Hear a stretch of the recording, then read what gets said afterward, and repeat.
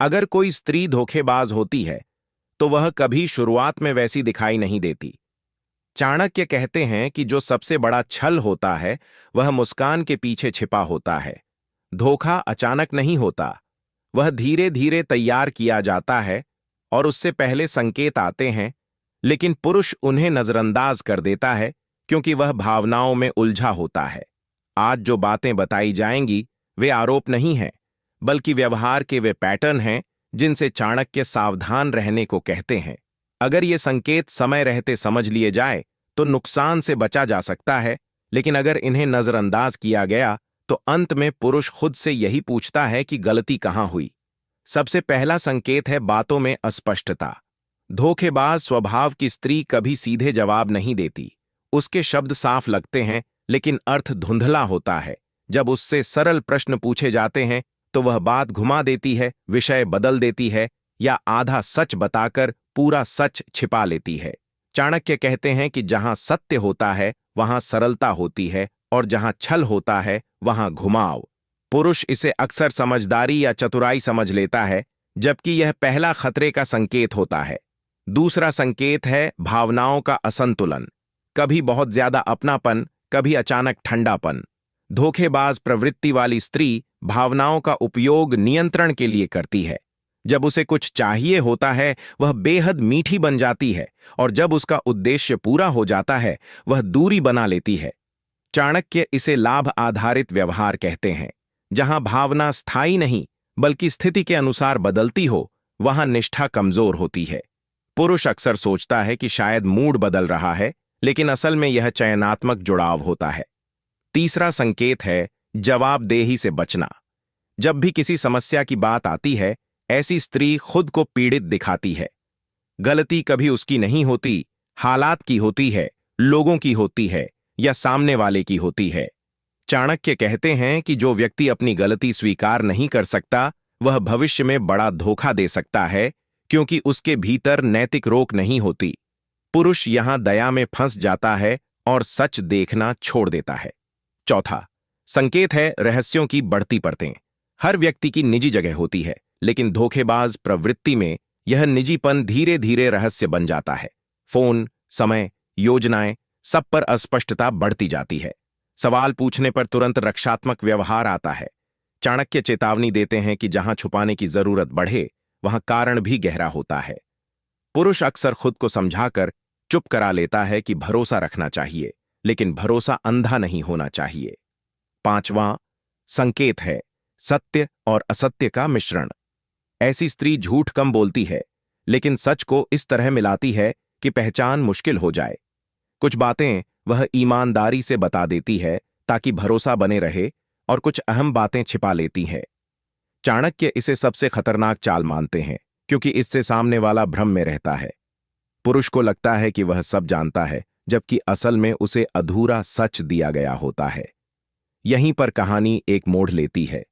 इन संकेतों के बावजूद क्यों पुरुष फंसता चला जाता है? क्योंकि धोखेबाज प्रवृत्ति वाली स्त्री केवल छिपाती नहीं, वह भावनात्मक पकड़ भी बनाती है। वह कभी कभी इतना अपनापन दिखाती है कि पुरुष अपने संदेह पर ही शर्मिंदा हो जाता है।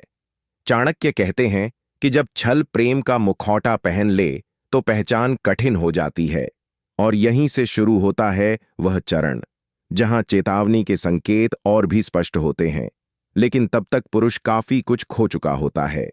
यही चाणक्य कहते हैं कि जब छल गहरा होता है तो वह केवल व्यवहार में नहीं, निर्णयों में भी दिखने लगता है। धोखेबाज प्रवृत्ति वाली स्त्री का सबसे बड़ा संकेत यही होता है कि उसके फैसले अब साझे नहीं रहते।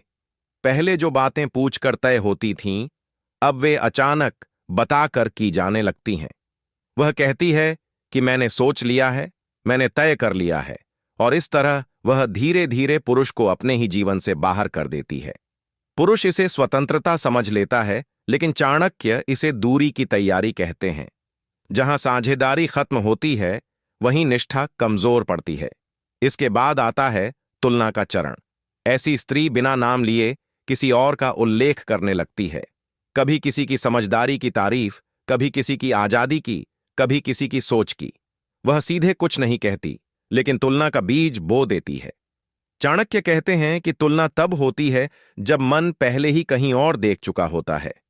पुरुष अक्सर इसे सामान्य बातचीत मान लेता है, जबकि यह उसके आत्मविश्वास को धीरे धीरे तोड़ने का तरीका होता है, ताकि वह सवाल पूछने से बचे और खुद को कमतर समझने लगे। एक और गहरा संकेत है अचानक नैतिकता का बदलना। जो बातें पहले गलत लगती थीं, अब सही ठहराई जाने लगती हैं। जो सीमाएं पहले स्पष्ट थीं, वे धुंधली हो जाती हैं। धोखेबाज प्रवृत्ति वाली स्त्री अपने व्यवहार को सही साबित करने के लिए तर्क गढ़ती है। चाणक्य कहते हैं कि जब व्यक्ति अपने नियम खुद बदलने लगे, तो समझ लेना चाहिए कि नियम उसके लिए बाधा बन चुके हैं। पुरुष यहां उलझ जाता है क्योंकि उसे लगता है कि शायद वह पुरानी सोच में फंसा हुआ है। इसके साथ साथ आता है भावनात्मक निवेश का स्थानांतरण। पहले जो बातें, डर, खुशी, योजनाएं साझा की जाती थीं, वे अब साझा नहीं होती।